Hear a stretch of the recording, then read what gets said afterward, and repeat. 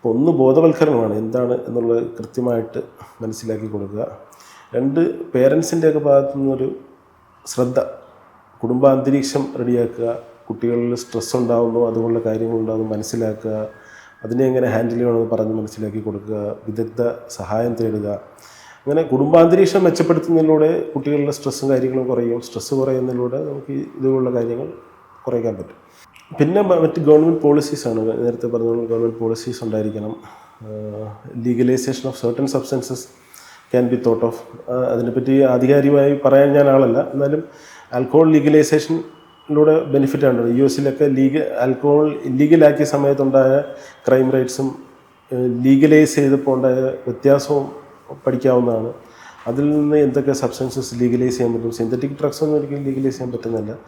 The neuronal damage that synthetic drugs cause is very significant.